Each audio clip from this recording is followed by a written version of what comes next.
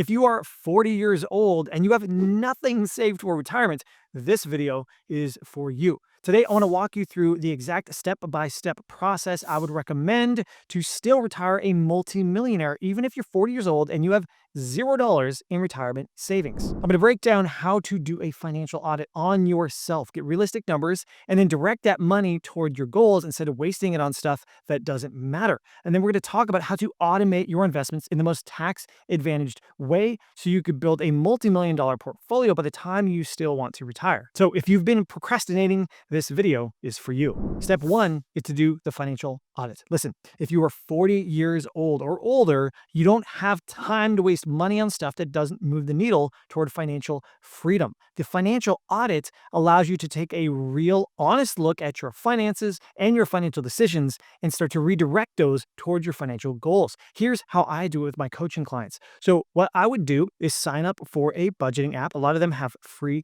trials, and I'll link to a video here where I reviewed the top 6 budgeting apps, and I've personally used them myself. But what you're going to do is you're going to sign up for a budgeting app, and you're going to link your spending accounts. This includes your checking account. This includes any credit cards that you do daily spending on, or any other financial account that you're spending money on a daily basis. When you link those accounts, they will automatically pull in your transactions, and most of these apps will pull in 2, 3, 4 months of data. Once that data is on the app, you are going to go to the reports section and take a look at a spending report for the last 90 days. 90 days gives you some average spending, right? Because every month is slightly different. The goal here is to find out how much money you've been spending and where it's all been going. These apps are awesome because they automatically categorize everything for you. So you can quickly see how much did I spend on restaurants, on subscriptions, on fuel costs, on Amazon.com. So now that you have all this data at your fingertips, you need to be really honest with yourself. Is there any spending in there that maybe you shouldn't have done, or maybe isn't moving you toward your financial goals?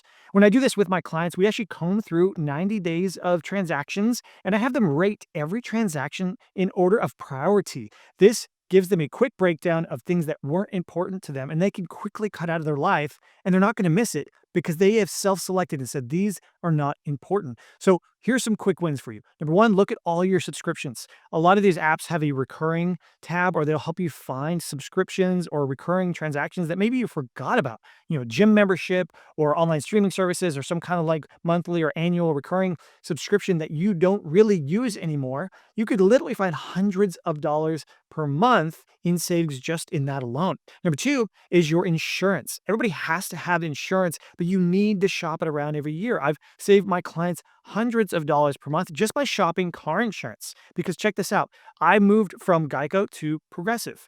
I saved $1,000 over the next 6 months because Progressive had a new customer discount. Well, guess what I'm going to do a year from now? I'm going to check and see if Geico will bring me back and give me that new customer discount again. I get the same level of coverage. They have great customer service, all that stuff. But if you move between these big insurers and they have the incentive to get you back as a customer, you could save thousands of dollars. And then other fixed expenses like your cell phone bill. There's always competitors that want your business. Ask if they have any incentives to move you from, say, AT&T over to T-Mobile, or maybe even check at a prepaid plan like Tello Wireless or Mint Mobile. All of those things might start to sound small, but if you add them all up, could literally be hundreds of dollars per month. When I've done this exercise, I've ran all the data, I saved my clients $400 to $500 a month alone in just this one exercise. And then finally, take a look at some of your high interest debt. If you have credit card debt, if you have a high interest car loan or a personal loan, see if there's ways to consolidate that. See if you can find a personal loan or get a home equity loan to wrap that stuff together. Now, I know you need to pay that stuff down, and you shouldn't ignore the debt and don't just try to make it go away. But if you can pay hundreds of dollars a month less in interest on those debts, again, that's freed up cash flow for you to invest toward your future. So now that you've been real honest about where your money has been going, it's time to create a plan for where you want it to go.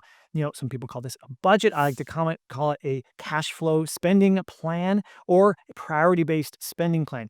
The idea is to just create a list of all of your expenses, your income minus your expenses. That's your budget. But start with the things that are the most important. Obviously, there are bills that have to be paid. Those things are required. And then you've got to put food on the table and pay for gas and shopping, things like that. But make sure you start with the things that are most important. Then the things that are least important that would be nice to have, but you don't really need it, go to the bottom of that list. Your whole goal is to take your income and then start to pull those expenses out so that you still have some margin left at the end. That is what is going to build your financial freedom. That's called the gap. The gap between your income and your expenses is what builds wealth. So I would highly recommend, if you're 40 years old, to try to find at least $1,500 a month to invest. Now, I know that might sound like a lot if you haven't been investing at all, but hopefully you're starting to get to their higher earning years in your career and you have the ability to start setting aside money and maybe just hitting pause on some of the things that you really, really like, but you don't need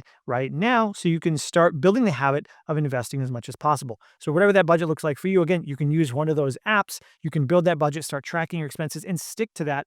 The whole goal is, how much can I invest? That's the number you need to get to, the bottom line of the difference between your income and your expenses. All right, step 3 is to automate your investments. This is the fun part. This is where the magic happens. Now that you've gotten control of your money, you've taken back the wheel of your finances, you can take all that extra money that you found and start putting it toward the right investments. Here is the order of operations I would recommend. Number 1 is to get your 401k match. Now, what this is typically is a 401k account allows you to invest straight from your paycheck at your workplace, but your company might have what's called matching funds, meaning let's say you put $1 in, they'll put in 50 cents. Now, companies typically do this up to a certain percentage of your salary. So if your company matches 5% of your salary in the 401k, and maybe they only match 50 cents on the dollar, that's still 50% return on investment. That's free money. So if you're making $150,000 a year and you're putting $625 a month away into this 401k account, your company will put in $312.50.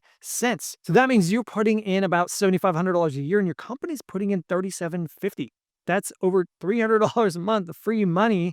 And by the way, it saves you on taxes. So if you have a 401k account with a match, absolutely invest in that first up to the match. Cool thing is, it's automated. It comes out of your paycheck. You never even see it. It never hits your bank account. That's the best way to invest. Number 2 is the sneakiest retirement account because it's called a health savings account, and most people use it for medical expenses, but it is a backup IRA, and I'll show you why. So the HSA is only eligible if you are signed up for a workplace healthcare plan that has a high deductible. They call it a high deductible health plan, an HDHP.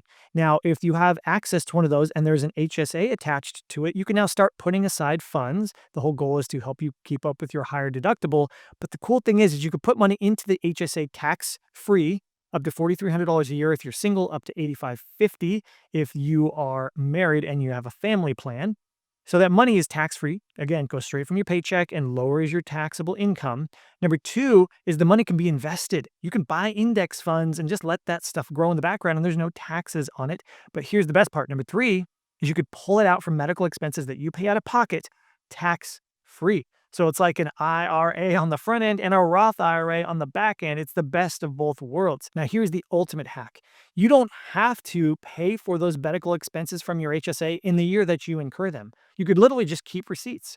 Every time you have to pay out of pocket or a copay or whatever that is, let all those receipts add up for decades and just keep your money invested in that HSA. Keep maxing it out.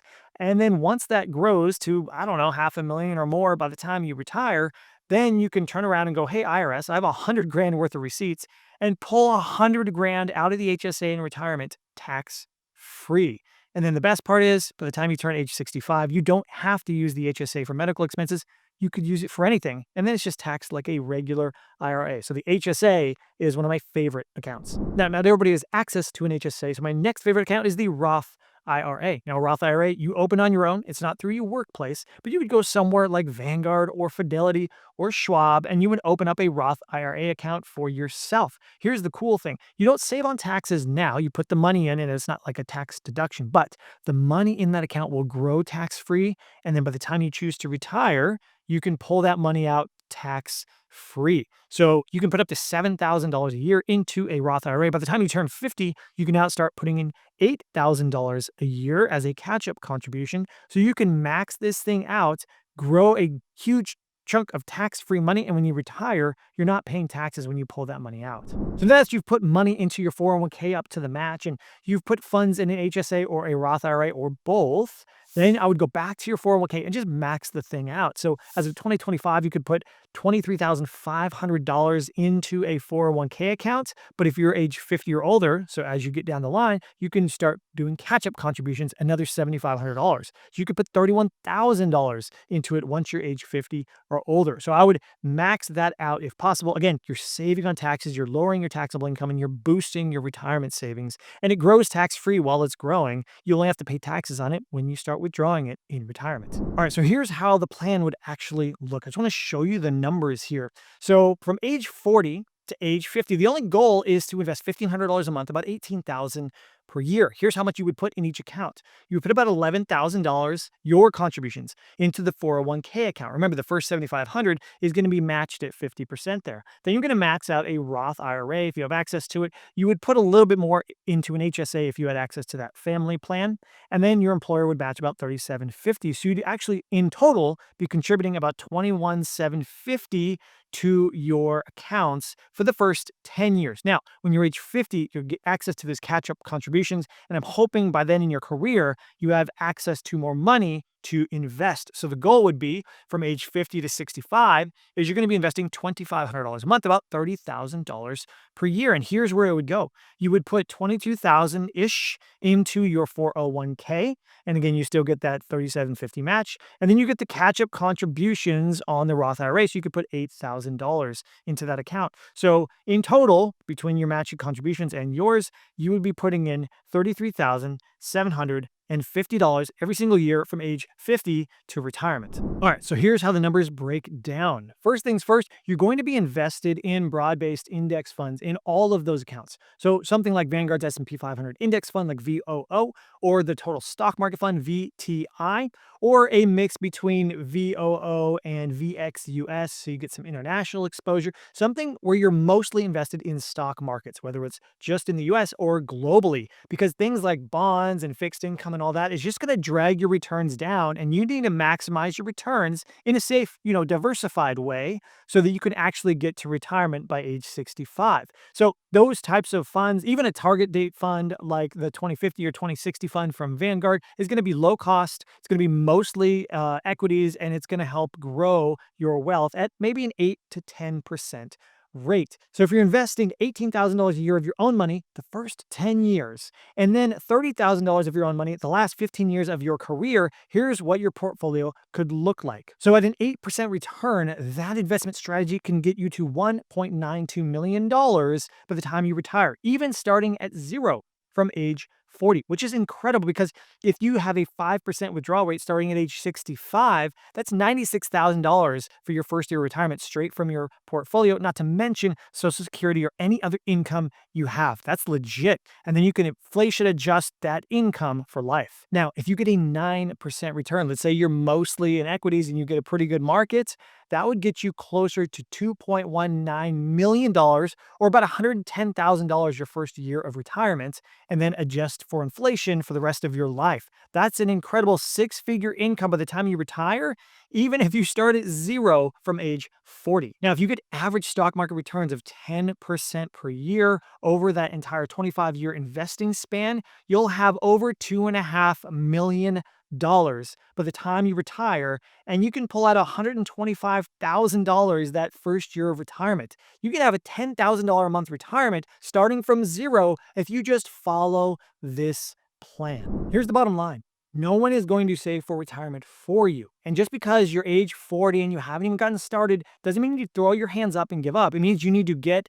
to work. You have way more control than you think of your financial future. And I just laid out the entire plan. Just follow those steps and you can get there. And even though I just laid out the plan of what you need to do, you still might feel a little bit overwhelmed. Some of these steps might be a little bit confusing, which is why I created the Freedom Investing Club. If you click the link below, you can join, and I'm going to give you access to my Coast Fire calculator. I'm going to give you access to my 10 steps to financial freedom and the order of operations of how to invest, and you get a free consultation call with me to see if I can help in any way. I offer financial coaching, and I can help you lay out a plan for your financial future. But listen, it's up to you to take the steps necessary to get yourself to financial freedom. But getting a retirement doesn't have to be all work and no play. Check out this video right here where I break down how I stopped investing in my 30s, quit my job, and traveled around the country in an RV with my family, and I'm still going to retire with over $3 million by the time I want to retire. Check it out right here.